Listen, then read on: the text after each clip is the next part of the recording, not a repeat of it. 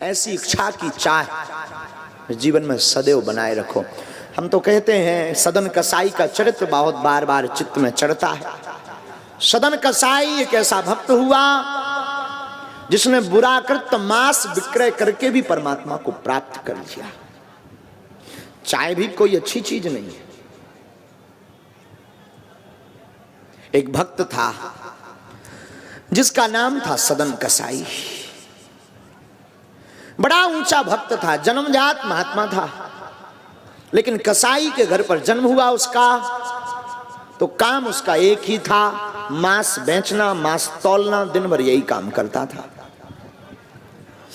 मांस बेचा तो करता था, लेकिन मांस बेचते बेचते सदन कसाई अपनी वृत्ति कभी नहीं छोड़ता था। हर पल गोविंद का नाम, हर पल ठाकुर का नाम। तराजू उठाता, तराजू में मांस रखता, दूसरे तरफ बांट रखता।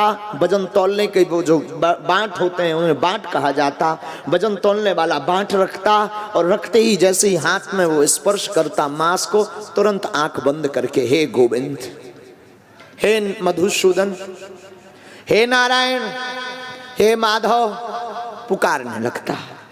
उसकी पुकार इतनी ऊंची थी, एक संत कहते थे कि उसकी पुकार में होंठ तो नहीं बोलते थे, पर अंतरात्मा से उसकी पुकार इतनी ऊंची थी कि भगवान अगर उस वक्त भोजन कर रहे हों और अगर वो एक बार कह दे हे मधुसूदन, हे गोविंद, तो उसकी आवाज तो मुंह से नहीं निकलती थी, पर अंतरात्मा की इतनी तेज आवाज थी, इतनी तेज आवाज थी कि हमारे मधुसूदन, हमारे गोविंद भोजन छोड़ करके आंखें बंद करके उसकी पुकार सुनने के लिए ललायत हो जाती थी। याद रखना, महत्वपूर्ण यह नहीं है कि आप कितना जोर जोर से सीताराम बोल रहे हो। यह भी महत्वपूर्ण नहीं है कि कितना आप जोर जोर से नाम संकीर्तन गा रहे हो। महत्वपूर्ण यह है कि भीतर से कितना जोर लगा रहे हो। अंतरात्मा से अगर आपने नाम संकीर्तन लिया तो आवाज बाहर निकले, गले के बाहर, मुख के बाहर निकले या ना निकले, आपकी पुकार पहुंचनी है, जहां पहुंचनी चाहिए वहां पहुंच जाती है। सदन कसाई भी वैसा ही था। वो भी साधु था, मांस विक्रय करता, प्रभु का नाम लेता, आंख बंद करता। एक बार रास्ते में जा रहा था, भगवान से रहा नहीं गया। निर्मल भक्त के भाव को देख करके भगवान किसी न किसी रूप में उसके सन्निकट पहुंच जाते हैं। जरूरी नहीं है भगवान चार हाथ लेकर के पहुंचे, हाथ में मुगदर लिए हो, माला लिए हो, त्रिशूल लेकर के भगवान प्रकट हो, नहीं, भगवान किसी भी रूप में प्रकट हो जाते हो। सदन कसाई के हाथ का स्पर्श पाने के लिए, वो हाथ जो हाथ हमेशा मांस में सने रहते, रक्त रंजित रहते, खून से लथपथ रहते, जिन हाथों से सदैव दुर्गंध आती रहती, जिन हाथों से जो मांस विक्रय करता तो कोई हाथ मिलाने को आगे नहीं बढ़ता, उन ऐसे निर्मम खून से लथपथ हाथों से भगवान अपने शरीर को स्पर्श कराने के लिए शालिग्राम बनकर के रास्ते में प्रकट हो गए।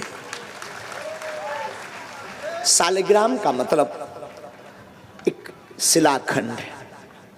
ठाकुर जी प्रकट भये, छोटा सा सुंदर सा काला सा पत्थर उसने देखा। सदन कसाई को लगा कि ये तौलने के बड़े अच्छे काम आएगा। उसने वो पत्थर, उसे क्या पता कि ये शालिग्राम है, वो तो अनभिज्ञ था।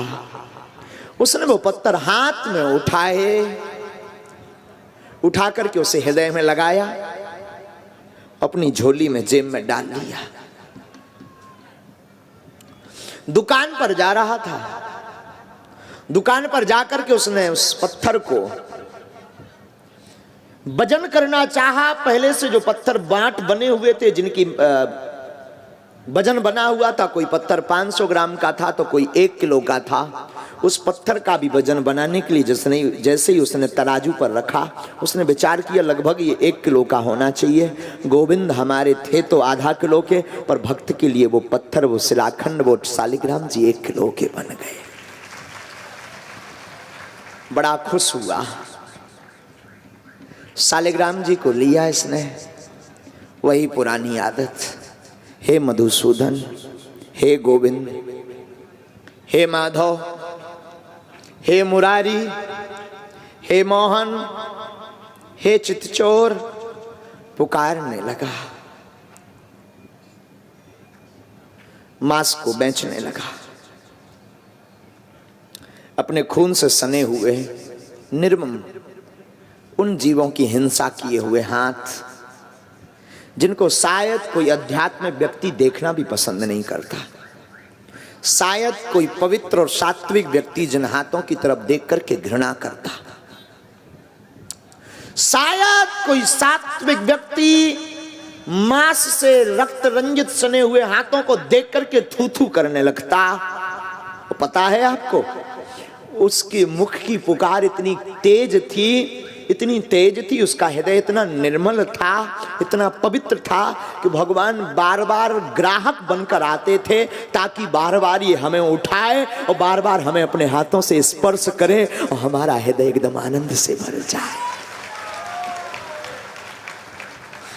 भगवान ग्राहक बनकर के उसके घर पर आते, आवाज पुकारते मुझे 1.5 किलो चाहिए। अब वो हाथ उठाता और विचित्र बात तो ये, जिसके सालिग्राम को उसने वजन का बांट बना रखा था वो 1.5 किलो तौलने की बात करता, ग्राहक 1.5 किलो की बात करता।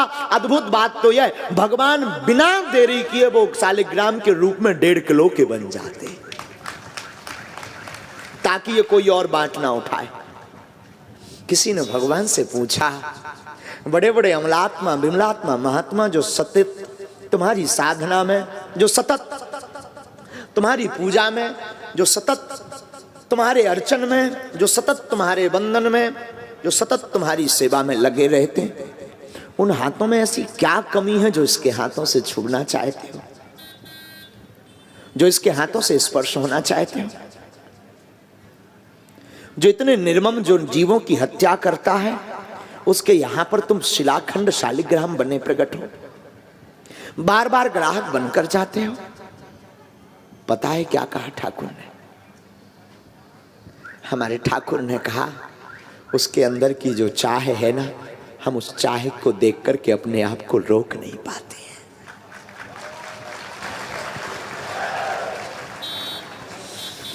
कोई रहा होगा बहुत पुराना भक्त, उसकी आंखों में आंसू आ गए कि बड़े बड़ी पुष्प की मालाओं से सुगंधित हाथों को तो कभी तुमने छुआ नहीं, और धन्य है ये सदन का साही जो हमेशा मांस का विक्रय करता, उसके हाथों से आप स्पर्श हो जाते।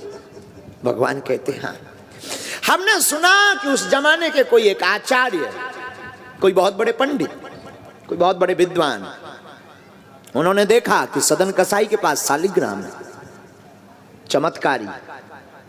उन्होंने एक दिन सदन कसाई को बड़ी डांट लगाई, मूर्ख, धूर्त, तू भगवान को मांस विक्रय के लिए तौलने का काम करता है, ये कोई पत्थर नहीं है, ये कोई वजन का बांट नहीं है, ये शालिग्राम है, तुझे शर्म नहीं आती, तू धूर्त है। कहते हैं कि सदन कसाई की आंखों में आंसू आ गए और उसने शालिग्राम जी को हाथ धोकर के हाथ में लिया, हृदय से लगाया, पंडित जी को दिया। सरकार, हम तो पूजा नहीं कर सकते क्योंकि मैं तो गंदा रहता हूँ, जो भूल हुई वो अनजाने में हुई, कृपा करके इन पर तुलसी दल अर्पित करना। हम तो हमेशा खून से रक्त रंजित की बूंदें चढ़ाते हैं, तुम इन पर तुलसी दल अर्पित करना, तुम इनको पंचामृत से अभिषेक करना, तुम इनको दुग्धाभिषेक करवाना, तुम इनका रुद्राभिषेक करना, तुम इनका खूब आनंद के साथ अभिषेक करना, इन्हें ले जाओ। वो ब्राह्मण सदन कसाई के ठाकुर को, शालिग्राम को घर पर लाता है। घर पर लाकर के पूजा मंदिर में उसने वही पवित्र करने के लिए गंगा जल स्नान, दुग्धाभिषेक, दधी अभिषेक, पंचामृताभिषेक आदि आदि से अभिषेक ठाकुर जी का करवाया। इत्र फुलेल लगाया, फूल माला पहनाई, चंदन तिलक लगाया, वही आरती कर्पूर गौरम करुणावतारम, वही स्तुति मधुराष्टकम मधुरम मधुरम वदनम मधुरम नयनम मधुरम हसितम मधुरम की स्तुति की। आंखों में आंसू भर करके क्षमा मांगी, ठाकुर क्षमा करना, वो तो धूर्त है, वो तो मूर्ख है, वो नालायक है, अपने गंदे हाथों से तुम्हें छुपता रहा, स्पर्श करता रहा, बड़े पाप का राम राम राम राम राम। हे ठाकुर माफ कर देना, उसको भी माफ करना, हमको भी माफ करना। और वही स्तुति करके पंडित जी तो प्रसन्न थे कि हमने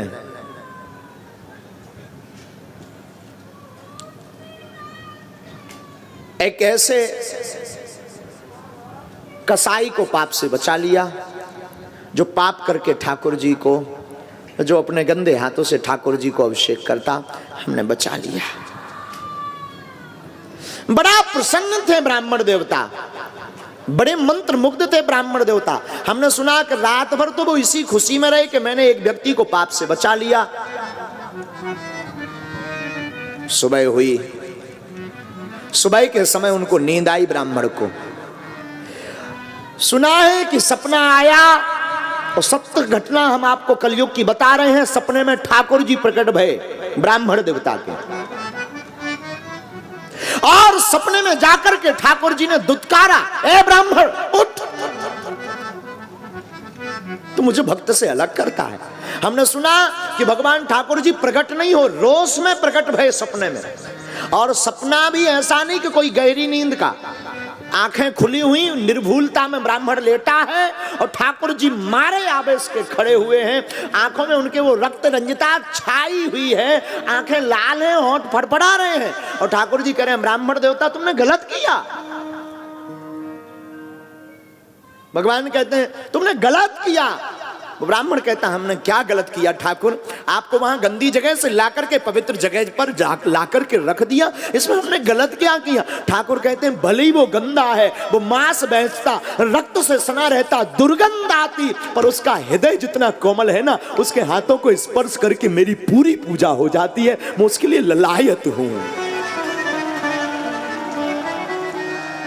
मुझे वो बहुत प्रिय है। तुम एक काम करो, सुबह होती मुझे भक्त के पास जाकर के रख देना, वरना मैं तुमसे रुष्ट हो जाऊंगा। ब्राह्मण की आंखों में आंसू आ गए। बड़े बड़े पंचाभिषेक, रुद्राभिषेक, बड़े बड़े दुग्धाभिषेक, बड़ा बड़ा गंगा जल का अभिषेक, यमुना जल का अभिषेक कराया, तुलसी दल रखा, इत्र फुलेल लगाया, आरती अगरबत्ती पूजा, मधुराष्टकम अधरम मधुरम वदनम मधुरम नयनम मधुरम हसितम मधुरम गाया, तब प्रसन्न नहीं भय। धन्य है ठाकुर, धन्य है मधुसूदन, धन्य है गोविंद, धन्य है मुरारी, धन्य है चितचोर, धन्य है माखन चोर। उस भक्त की सहजता, सरलता, चाह को देख करके दुर्गंध में रहना उन्हें पसंद है, पर भक्त का स्पर्श चाहिए। ये चाह नहीं तो क्या है, ये चाह नहीं तो क्या है। और एक संत बहुत ऊंची बात बोलते थे, चाहे पैसों से आनों में आती रही, चाहे आनों से रुपया बनाती रही, चाहे रुपयों से नोट बुनाती रही, चाहे नोटों से कोठी चुनाती रही, चाहे कोठी में मोटर मंगाती रही, चाहे मोटर से होटल में जाती रही, चाहे होटल में बोतल खुलाती रही, चाहे क्या क्या ना करती कराती रही। चाहे पैसों से आनों में आती रही, चाहे आनों से रुपया बुनाती रही, चाहे रुपयों से नोट बनाती रही, चाहे नोटों से कोठी चुनाती रही, चाहे कोठी से मोटर मंगाती रही, चाहे मोटर से होटल में जाती रही, चाहे होटल में बोतल खुलाती रही, चाहे क्या क्या ना करती कराती रही, चाहे पाली जिन्होंने वो पीले हुए, चाहे छोड़ी जिन्होंने वो रसीले हुए, चाहे जी से लगी जी जरा हो गया, चाहे हरी से लगी जी हरा हो गया। अब एक ही चाहे हमको चाहिए, वो अगर चाहे तो फिर क्या चाहिए।